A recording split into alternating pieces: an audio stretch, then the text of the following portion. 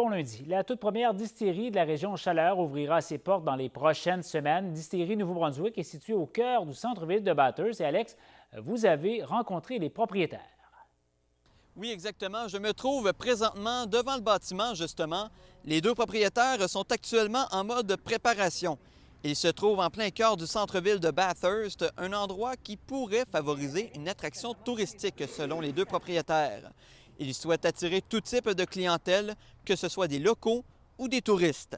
Ces derniers se sentent prêts pour l'ouverture imminente de l'entreprise. Cette ouverture, c'est sûr que on n'est pas ouvert maintenant, mais c'est vraiment un projet de longue date. Ça fait à peu près 4 ans qu'on travaille sur le projet, donc déjà l'ouverture qui approche, c'est sûr que c'est un sentiment qui est dur à décrire. C'est vraiment de l'excitement. Les produits utilisés pour la fabrication de ces alcools proviendront, dans la mesure du possible, du Nouveau-Brunswick. C'était important pour les propriétaires d'avoir des produits locaux. Ils espèrent avoir l'appui du public, sachant qu'ils brisent la glace dans la région. Une distillerie est à ne pas confondre avec une brasserie qui produit de la bière artisanale. Son objectif principal est de produire de l'alcool, notamment du gin et de la vodka. Elle offrira quand même de la bière artisanale faite sur place. Leurs produits seront également disponibles au magasin Liqueur NB dès que ce sera possible. Dans un avenir pas si lointain, l'entreprise aimerait offrir la possibilité aux clients de faire leur propre gin. Un reportage vous sera présenté au bulletin de ce soir avec plus de détails. Merci, Alex. Les élèves de 4e et 5e année de l'École du Bourg à Carleton-sur-Mer sont maintenant des mordus d'ornithologie. À chaque mois, ils reçoivent la visite de Louis Bugeaud, une encyclopédie dans le domaine, et vont à la découverte des oiseaux dans le boisé derrière l'école. Jasmin, ces jeunes qui ont découvert là un nouveau champ d'intérêt. Oui, en effet, Jean-Philippe, mon caméraman et moi les avons accompagnés pendant leur dernière sortie de l'année. Les sourires et la curiosité étaient au rendez-vous. Chacun d'entre eux avait avec eux leur calepin et écoutait attentivement les explications de M. Bugeaud. Et c'est certainement une activité dans laquelle ils aiment participer. Ça permet de voir beaucoup de sortes d'oiseaux, puis rester calme, fait que t'en vois, fait qu'ils s'approchent de plus en plus. C'est beau, puis c'était la première fois que j'ai vu un oiseau rentrer dans son nid. M. Bugeaud m'expliquait qu'il tient cette activité puisqu'il souhaite éviter la sédentarisation des jeunes, leur montrer que la nature peut offrir beaucoup, les apprentissages qu'ils peuvent acquérir et les conscientiser sur les réalités des changements climatiques. Il faut revenir à sortir les jeunes, leur faire découvrir, je dirais, une des premières morales, découvrir comment la Terre respire, découvrir les lois de la nature. C'est une obligation, ça s'impose aujourd'hui. L'enseignante de la classe, Elsa Landry, m'expliquait aussi que ce genre d'activité répond à plusieurs besoins pour ces jeunes. Elle leur permet de sortir et de bouger dehors, leur donner une motivation supplémentaire lorsque vient le temps de participer à l'activité et bien sûr les multiples apprentissages qu'ils empochent. Je vous présenterai mon reportage complet ce soir. Merci, Jasmin. Je vous en prie. Au revoir. Un homme de 34 ans de Pointe-à-la-Croix devra passer les 7 prochaines années derrière les barreaux. Pascal Landry a été déclaré coupable de crime à caractère sexuel sur une personne mineure vendredi au palais de justice de New Carlisle. L'homme était accusé de contact sexuel et d'agression sexuelle pour des événements qui se sont déroulés entre 2019 et 2022. La couronne réclamait 9 ans de pénitencier alors que la défense plaidait pour une sentence plus clémente de 30 mois de détention. Pascal Landry sera inscrit au registre des délinquants sexuels dangereux pour les 20 prochaines années.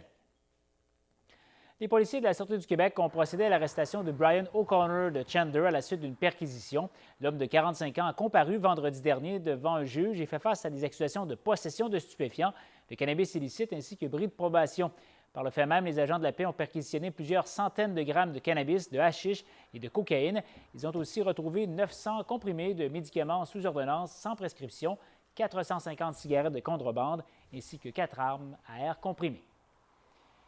Une importante embardée est survenue dimanche à 14 h à Cap-aux-Meules, aux Îles-de-la-Madeleine. Un véhicule se dirigeant en direction nord a fait une sortie de route. Le conducteur, un homme de la vingtaine, avait les facultés affaiblies selon la Sûreté du Québec. Ce dernier a été conduit à l'hôpital pour d'importantes blessures, bien qu'on ne craint pas pour sa vie. Les 4 passagers qui prenaient place à bord du véhicule ont aussi été transportés au centre hospitalier le plus près. Un prélèvement sanguin du conducteur sera analysé. Les accusations pourraient être déposées contre lui. Un expert en reconstitution en scène de collision et un enquêteur se sont rendus sur les lieux de l'accident.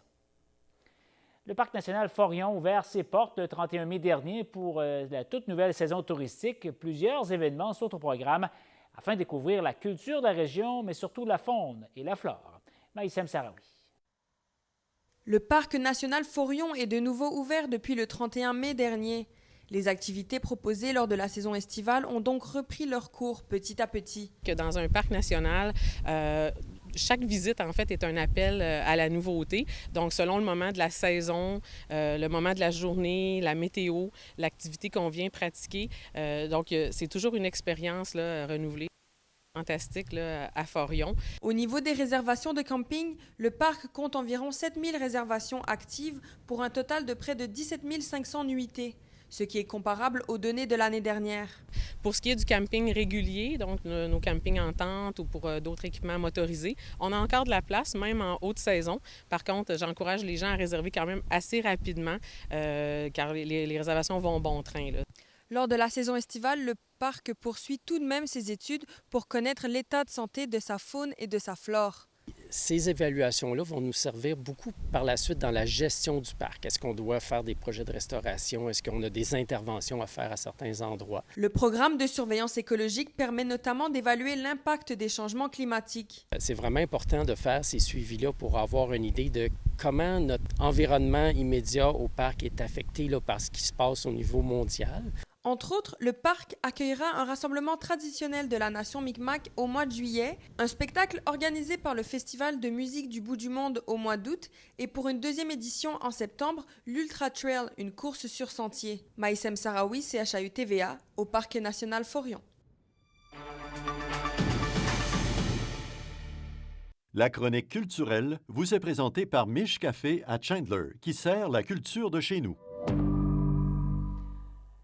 L'organisme régional Culture Gaspésie dévoile la nouvelle programmation de son circuit des arts. Marianne, il y en a vraiment là pour tous les goûts. Oui, absolument. Les amateurs d'art auront l'opportunité de découvrir le travail de 36 artistes et artisans gaspésiens. La programmation permet de mettre en lumière plusieurs médiums artistiques. On parle de peinture, sculpture, photographie, poterie, textile et j'en passe. Dans la baie des Chaleurs, certains reconnaîtront des artistes bien établis tels que Stéphane Charret, Yves Gontier et Jaco Boulanger, pour en nommer seulement quelques-uns. À ces noms s'ajoute une multitude de boutiques et de galeries vers lesquelles les visiteurs pourront se diriger dans leur exploration de la péninsule gaspésienne. C'est donc une programmation variée qui s'annonce pour cette 22e édition, ce qui ne manquera pas de faire rayonner la scène culturelle locale pendant la saison estivale. Il y a quelques nouveautés là, également là, qui feront leur apparition cette année. Oui, exact. La plateforme web du Circuit des arts de la Gaspésie est maintenant disponible en version anglaise, ce qui permettra à l'initiative de rejoindre un public beaucoup plus large. Le site Internet permet d'ailleurs aux utilisateurs de créer des itinéraires personnalisés en fonction de leur emplacement et de leurs préférences. Autre nouveauté cette année, l'artisan Alexandre Bellemare, surnommé le cueilleur de verre, agira à titre d'ambassadeur du circuit qui aura un kiosque dans le cadre du Festival Musique du bout du monde qui se tiendra à Gaspé du 8 au 11 août prochain. Une occasion de plus de partir à la rencontre des artistes d'ici. Merci, Marianne. Je vous en prie. Au revoir. Les Tigres de Campbellton ont trouvé leur nouvel entraîneur-chef. Darick Sainte-Marie a été nommé au cours des dernières heures. Originaire de la Rive-Sud de Montréal, le nouvel entraîneur d'équipe de la Ligue junior A des Maritimes a connu une longue carrière d'hockeyeur, évoluant entre autres dans la Ligue de hockey junior Maritime Québec et dans la East Coast League. L'homme s'était ensuite tourné vers une carrière d'entraîneur. Au cours de la dernière saison, il était instructeur pour le Pontiac de Bonnyville dans la Ligue junior A de l'Alberta. Sainte-Marie a paraphé une entente de 2 ans avec Campbellton. Le Titan d'Acadie Batters a été actif lors du repêchage de la LHJMQ vendredi et samedi à Moncton. Badjo Junior Daniel du Rousseau Royal ou de Laval-Montréal a été le premier choix du Titan au 9e rang. Le défenseur de 15 ans a récolté un total de 19 points en 42 rencontres pendant sa première année dans le M18-3. Au 18e rang, Batters a choisi Liam Arsenault du Wild de Kensington. L'ailier gauche a marqué 54 points en 38 parties cette saison. En tout, 17 joueurs ont entendu leur nom être appelés par le Titan. La formation acadienne qui a également bougé sur le marché des transactions. L'entraîneur-chef et directeur général Gordy Dwyer a transigé son 19e choix et un choix de 3e ronde de l'an prochain avec l'Océanique de Rimouski en retour de Tyler Cogan. Plusieurs jeunes espoirs de 15 et 16 ans ont vécu un grand moment lors de ce repêchage. C'est le cas de Zachary Savoie. Le natif de Campbellton a entendu son nom lors de la 38e sélection par le Drakkar de Bécomo. L'organisation nord-côtière a d'ailleurs effectué une transaction avec les Saguenay de Chicoutimi afin d'acquérir ce choix. Savoie évoluait cette saison avec le Moose du Nord dans le U18-3 au Nouveau-Brunswick. Il a récolté 18 points, dont 12 buts en 34 parties. La météo vous est présentée par Tourisme Bas-Saint-Laurent, qui vous invite à prendre le temps de redécouvrir la région. Alors Francis, la météo est à l'image de la fin de semaine, là, aujourd'hui grise et pluvieuse. Voilà Jean-Philippe, c'est un cas de parapluie lors de nos déplacements, le temps idéal pour prendre de l'avance en vue des belles journées là, qui s'en viennent. Il y a quelques averses sur la baie des Chaleurs, Amqui et sur Murdochville. Ça pourrait cesser graduellement là, sur vos secteurs au cours de l'après-midi en débutant par les terres gaspésiennes. On conserve un bon potentiel sur Gaspé. Et du côté du Nouveau-Brunswick, bien, la fine pluie intermittente, il y a toujours ce risque-là qui plane avec un risque d'orage là, cet après-midi. La brume devrait quand même se dissiper également. Les maximums de jour là, varient un peu partout sur nos secteurs, entre 12 et ça va jusqu'à 17 degrés, quand même assez stable. Ce soir, les conditions de ciel vont être variables. Potentiel d'averse un peu plus faible sur la Gaspésie avec un dégagement après minuit. C'est plus probable sur l'archipel, également sur la péninsule acadienne avec risque d'orage toujours sur votre secteur. Conditions qui seront propices à la formation de nappes de brouillard avec des minimums de nuit qui vont se situer entre 8 et jusqu'à 12 degrés là, sur le Nouveau-Brunswick. Demain, les belles conditions seront de retour. Les rayons du soleil vont alterner entre les nuages aux îles, également du côté du Nouveau-Brunswick.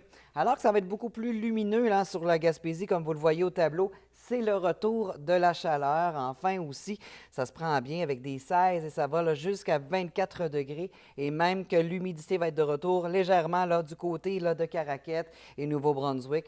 Alors voilà qu'au plus long terme, bien, les conditions vont être quand même un petit méli-mélo de tout là, qu'on va avoir au plus long terme. Là, mais c'est le retour là, des belles conditions là, un peu plus loin. Là. Sur la baie des Chaleurs, le soleil devrait percer la masse nuageuse jeudi. Bon potentiel de précipitations suivi aussi là, d'averses vendredi. Alors voilà, je vais vous donner là, des nouvelles de notre long terme au plus long terme là, ce soir. Merci Francis. Je vous en prie. Bon après-midi, au revoir. Vous aussi. Alors voilà, c'est complet. Revenez-nous à 18h pour d'autres nouvelles. Bon après-midi, au revoir.